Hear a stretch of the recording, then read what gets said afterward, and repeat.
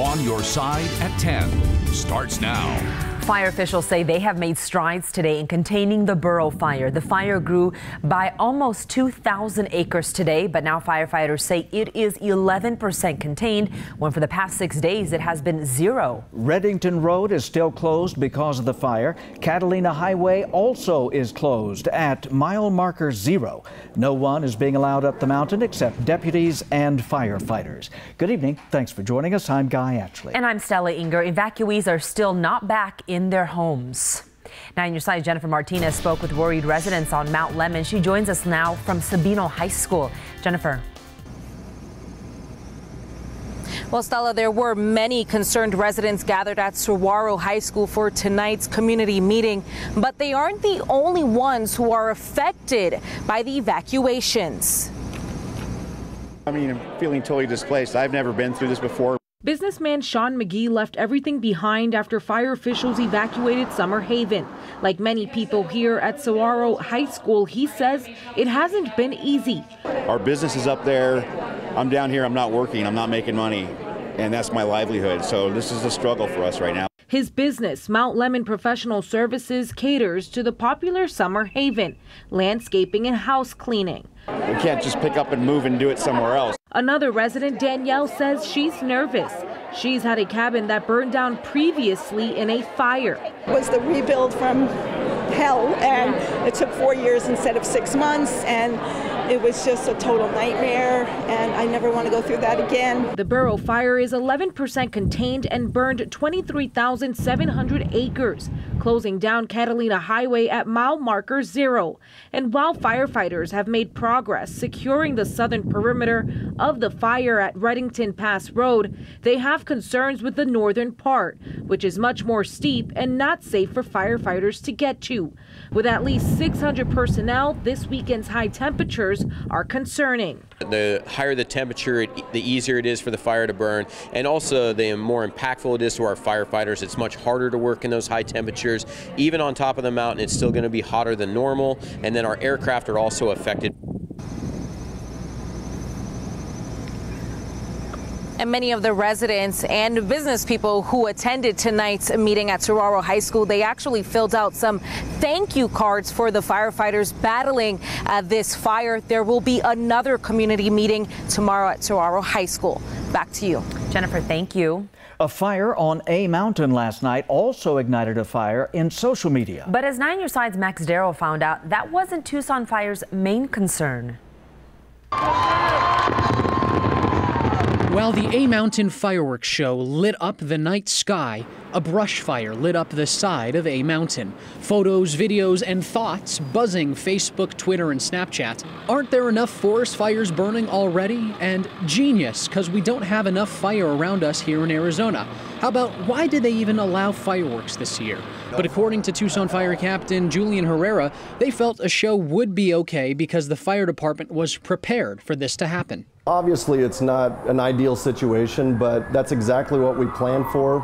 We had all the resources there available, and they did exactly what we needed them to do. He explained they plan way ahead of time. That way, in case the mountain does spark up, which it has before, they can put out the fire quickly. It's years of doing this, because what happened yesterday has happened before.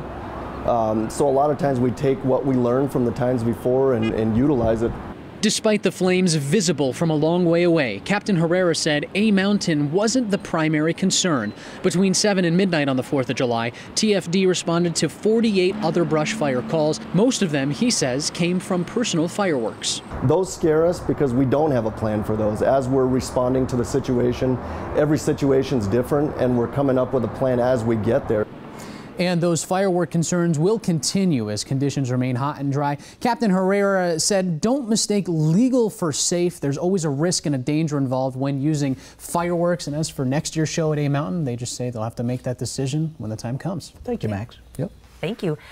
We want rain, but we're getting more heat. Yeah, we're going to warm up before we cool down, but we'll eventually see that rain. We have a better chance for storms now in our 7-day forecast. But yeah, as our moisture increases, our temperature is also increasing. So it's becoming, well, let's just say really uncomfortable outside. 109 tomorrow will tie the record set in 2005. 110 Friday, that too will tie a record set in 1942. So temps like this have once again prompted an excessive heat warning.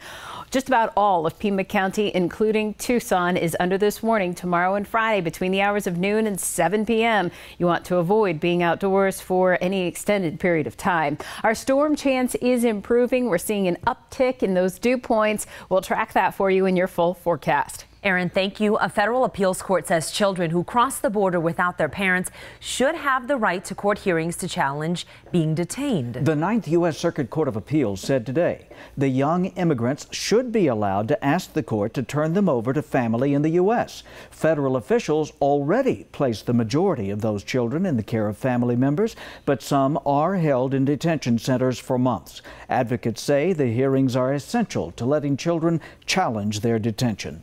Effective border security is more important than whether a border wall is involved. That was the message today as Congresswoman Martha McSally met with border sheriffs. As 9 on Your Side's Craig Smith reports, the sheriffs believe a mix of methods and better federal support are more reliable ways to make the border secure.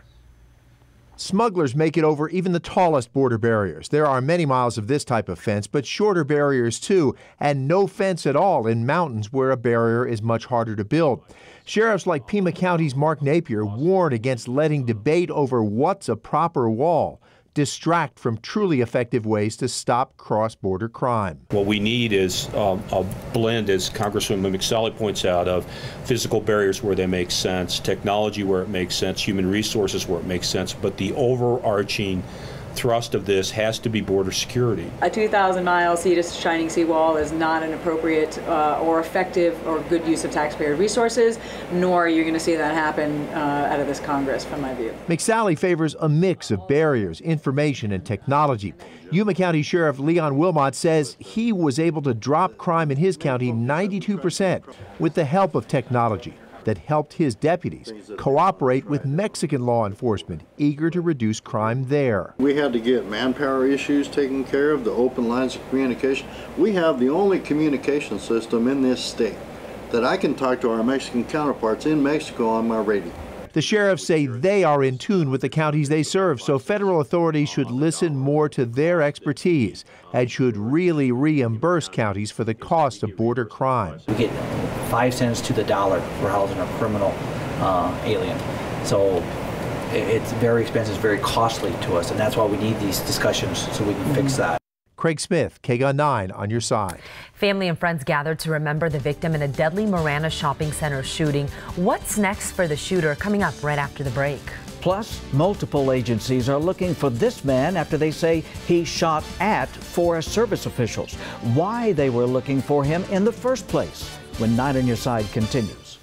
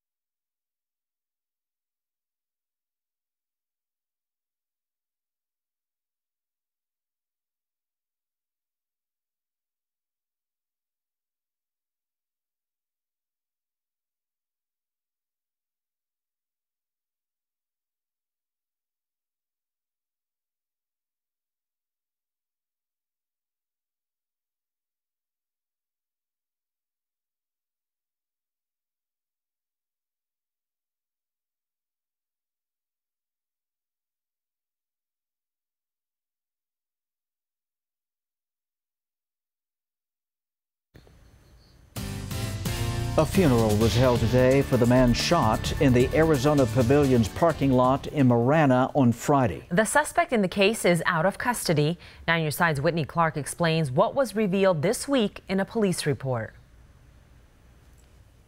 According to an interim complaint filed by the Marana Police Department, the shooting suspect, 26-year-old Marcus Dixon, had been following 40-year-old Martin Padilla's car from the intersection of Cortero and Arizona Pavilions. It says Dixon began honking at Padilla when he didn't turn right after the light turned green. Records show Dixon followed Padilla as he turned into the Walmart parking lot. When Padilla stopped in the driveway, the report says Dixon began honking again. That's when Padilla pulled over and Dixon pulled his car in front of the shooting victims, police say. They both got out of their cars, and officers say they began yelling and got in a physical fight. At one point, police say Padilla pushed Dixon to the ground. Dixon told police he tried to get Padilla off of him but couldn't use his left arm, so he used his right hand to grab his gun. The complaint says Marcus stated that he pulled the gun and shot the victim in the torso. As Dixon moved away, he reportedly shot Padilla again. The officer who filed the complaint noted that Dixon is 6'5" and weighs 300 pounds, and Padilla is 5'11" and 215 pounds. Documents show Padilla's son was there and told police Dixon initiated the fight. Padilla, a father of 4 children ages 3 to 15, is also a U.S. Army veteran. According to a GoFundMe page, he was teaching his oldest son to drive when he was shot and killed. Meanwhile, Dixon was booked on a manslaughter charge and is out on bond. Whitney Clark, KGUN 9, on your side. 3 weeks after a shooting at a congressional baseball practice, House Whip Steve Scalise is back in intensive care tonight. The hospital says that's because of new concerns over infections. This is after he was shot in the hip. They say Scalise is in serious condition. Warm and windy, but the chance of rain is growing. Here's Aaron. Yeah, Guy, a lot of folks are thirsty, and not just people, even this bobcat here near Vail. Mike Pendergast shared this photo with us. We'll talk about that chance for rain increasing over the course of the week and the 7-day forecast coming up. Plus, changes for dog owners in Marana, why they won't be using Pima Animal Care anymore. You're watching KGUN 9 on your side.